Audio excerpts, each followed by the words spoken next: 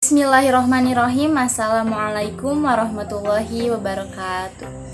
Perkenalkan, nama saya Intan Nurani Putri Ramdhani dari kelas 1C PGSD Kampus Bina Mutiara Sukabumi. Di sini saya akan menjelaskan 7 materi yang sudah dijelaskan oleh Ibu Dewi Fitriani selaku dosen pengampu mata kuliah landasan pendidikan.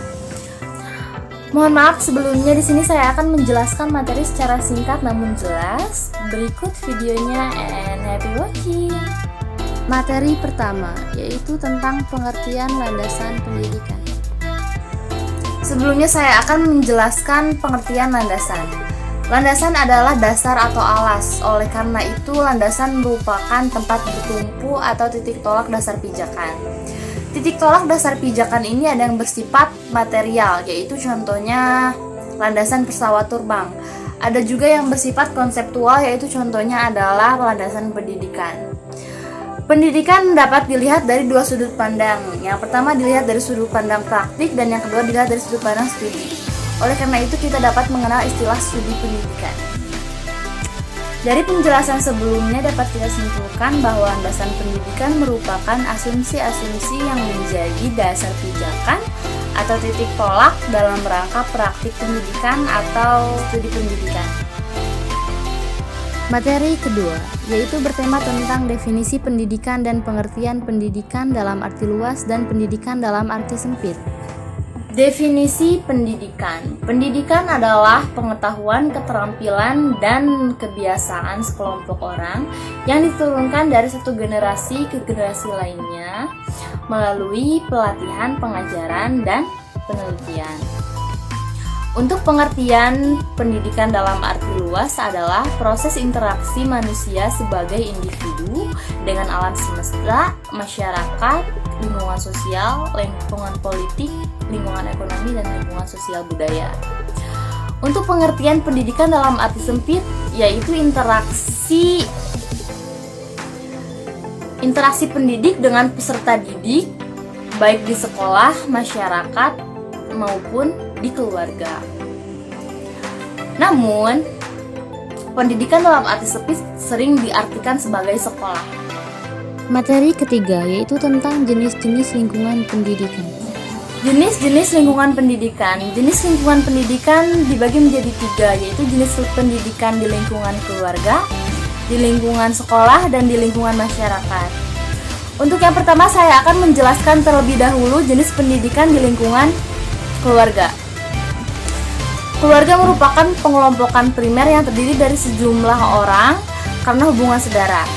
Berfungsi sebagai pengalaman pertama masa kanak-kanak, menjamin kehidupan emosional anak-anak, memberikan dasar pendidikan anak, meletakkan dasar-dasar agama pada anak, dan memberikan dasar pendidikan sosial. Untuk yang kedua yaitu jenis lingkungan di sekolah. Sekolah merupakan sarana yang sengaja dirancang untuk melaksanakan pendidikan.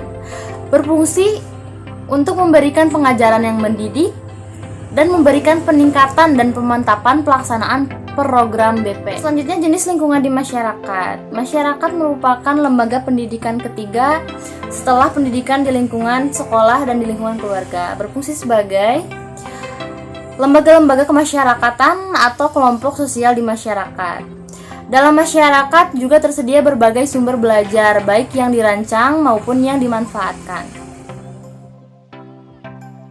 Materi keempat yaitu tentang pendidikan menurut pendekatan fenomenologis.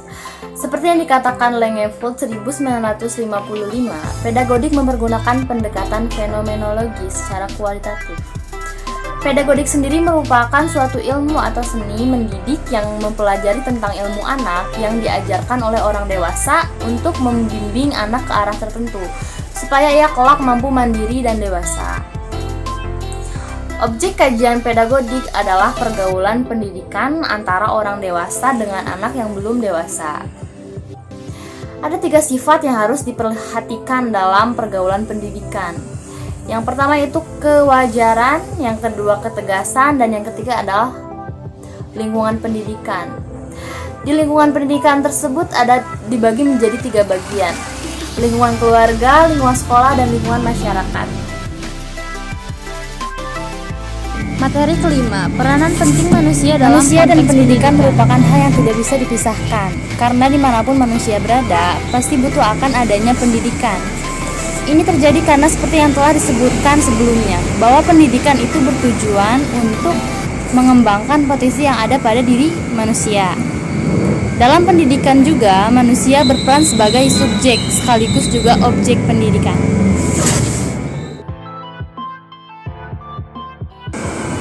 Landasan pendidikan dibagi menjadi 9. Yang pertama yaitu landasan filosofis. Landasan filosofis merupakan landasan yang berkaitan dengan makna atau hakikat pendidikan. Yang kedua ada landasan sosiologis, yang artinya barang siapa yang bertanggung jawab atas perilaku dan siapa yang memiliki peranan penting dalam proses mengubahnya. Yang ketiga ada landasan hukum, yang berarti pendidikan merupakan peranan multidimensi. Yang keempat adalah landasan kultural, yang berarti pendidikan merupakan bagian dari peristiwa budaya. Yang kelima, landasan psikologis. Yang keenam, landasan ilmiah dan teknologi. Yang ketujuh, landasan ekonomi. Yang kedelapan, landasan sejarah. Dan yang terakhir adalah landasan religius.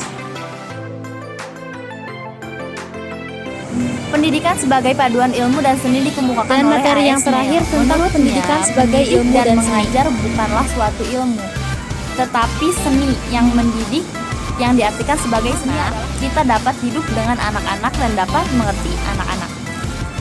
Sebelumnya terima kasih dan mohon maaf masih banyak kekurangan, hanya itu yang bisa saya sampaikan. Assalamualaikum warahmatullahi wabarakatuh. Terima kasih.